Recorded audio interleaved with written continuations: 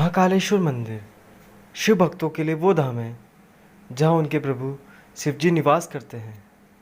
मध्य प्रदेश के उज्जैन शहर में बना है विशालकाय महाकाल मंदिर हर वक्त भक्तों की भीड़ से भरा रहता है। यहाँ भोलेनाथ के दर्शन के लिए हर साल लाखों की तादाद में भक्त आते रहते हैं।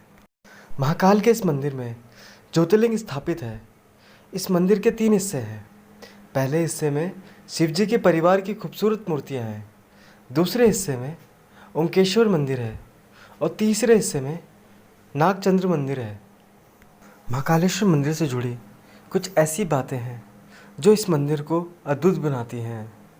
वीडियो पे आगे बढ़ने से पहले अगर आप भी भोले बाबा के भक्त हैं तो हमारे चैनल को सब्सक्राइब कर लीजिए, क्योंकि आपको यहाँ पर इस प्रकार की बहुत सारी वीडियो मिलेंगी। तो बढ़ते हैं भोले बाबा के भस्म आरती। इस मंदिर में महाकाल की भस्म आरती होती है, जिसे देखने का मौका बहुत कम लोगों को मिल पाया है। ऐसा माना जाता है जो भी खुशकिस्मत इस आरती का भागीदार बनता है उनके सभी दुख दर्द दूर होने लगते हैं। यहाँ रोज़ सुबह भस्म आरती होती है और भोलेनाथ का अद्भुत और अनोखा श्रृंगार किया जाता है।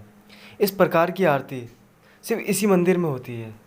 यह भस्म आरती इसलिए आरती होती है क्योंकि पौराणिक कथा के अनुसार जब शिवजी ने राक्षस दुशासन का वध किया था तो उसकी राख से स्वयं का श्रृंगार किया था और वही भक्तों की प्रार्थना सुनकर हमेशा के लिए बस गए। तब से महाकाल की आरती सबसे अलग भस्म आरती होती है। दूसरा रहस्य है भगवान को पिलाई जाती मदिरा। महाकालेश्वर मंदिर के गर्भगृह में भैरव बाबा की गुफा है। यहाँ भैरव बाबा को प्रसाद की जगह मदिरा अर्पित की जाती है।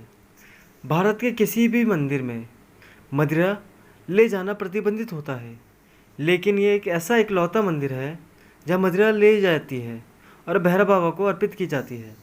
तीसरा आप रहस्य समझ लीजिए, यह खास नियम। इस मंदिर में कुछ खास नियम हैं। नियमानुसार इस मंदिर की भस्म आरती में महिलाएं शामिल नहीं हो सकती। अगर वो इस आरती का भाग बनना चाहती हैं तो उन्हें घूंघट लेना पड़ता है। भस्म आरती से पहले ज्योतिर्लिंग का जलाभिषेक किया जाता है। दर्शन के लिए किसी भी तरह के कपड़े पहने जा सकते हैं, लेकिन भस्म आरती में शामिल होने के लिए कपड़ों को लेकर कुछ खास नियम हैं। इस आरती में शामिल होने वाले पुरुष बिना सिला कपड़ा अर्थात धोती पहन सकते हैं और महिलाएं साड़ी पहनकर और घूंघट ओढ़कर शामिल हो सकती हैं। चौथा रहस्य नागेश्वर मंदिर, जो कि साल में एक बार ही खुलता है। महाकालेश्वर मंदिर के ऊपरी खंड में स्थापित नागेश्वर मंदिर, इस मंदिर की एक अनोखी बात है कि साल में सिर्फ एक बार ही खोला जाता है। भक्त इस मंदिर का दर्शन मात्र नागपंचमी के दिन ही कर सकते हैं। पांचवा रहस्य, यहाँ पर स्वयं प्रकट हुआ शिवलिंग है। ऐसा माना जाता है इस मंदिर में जो ज्योतिर्लिंग स्थापित है वो उस समय प्रकट हुआ था जब उज्जैन नगरी के लोगों ने राक्षस दूषण के अंत के लिए महाकाल से आग्रह किया था। उनके आग्रह पर महाकाल यहाँ प्रकट हुए थे।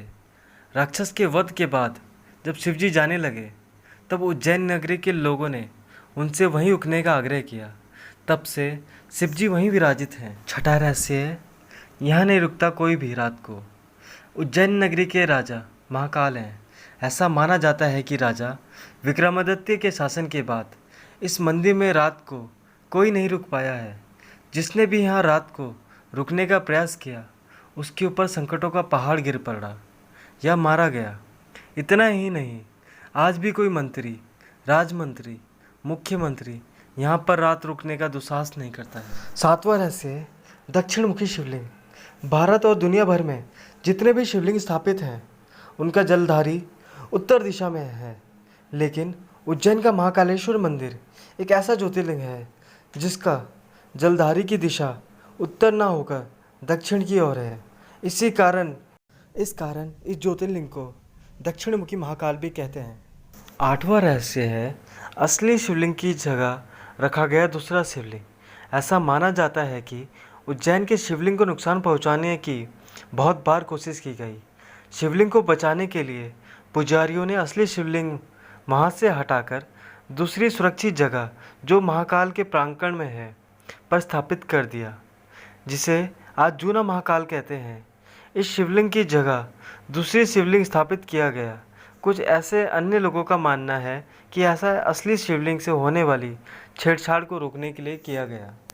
मंदिर का नाम महाकाल क्यों है? काल के दो अर्थ होते हैं, एक होता है मौत और एक होता है समय। इस मंदिर का नाम महाकाल इसलिए पड़ा क्योंकि इस मंदिर में शिवजी राक्षस दूषण का काल बन के आए थे और उन्होंने भक्तों की प्रार्थना सुनकर यहाँ समय के अंत तक रहने का आश्वासन दिया था। इसका अर्थ समय भी है क्योंकि पहले के ज़माने में इस जगह से संपूर्ण विश्व का मानक समय निर्धारित होता था। 10वां रहस्य, चिता की ताजी भस्म से होती थी आरती। यहाँ पर की जाने वाली आरती भस्म आरती में चिता की ताजी भस्म का इस्तेमाल किया जाता था। सालों पहले यहाँ रोज़ एक ताजी चिता की भस्म से पूजा होती थी। एक बार उज्जैन में उनकी भस्म आरती के लिए कोई शव नहीं मिला। तब पुजारी ने अपने पुत्र को मारा और उसकी चिता से भस्म से उनकी आरती की। पुजारी की इस भक्ति से शिवजी प्रसन्न हुए और उन्होंने पुजारी के पुत्र को जीवन दान दिया। जीवन दान देते हुए शिवजी ने पुजारी से कहा, आज से मेरी आरती कंडों की राख से होगी और ये कंडे कपिला गाय के गोबर से बने होंगे। दोस्तों, अगर वीडियो अच्छी लगी हो तो लाइक और सब्सक्राइब करना ना भूलें और कोई खामी हो वो भी आप कमेंट में बता सकते हैं ताकि हम आगे सुधार कर सकें। धन्यवाद। Thanks for watching.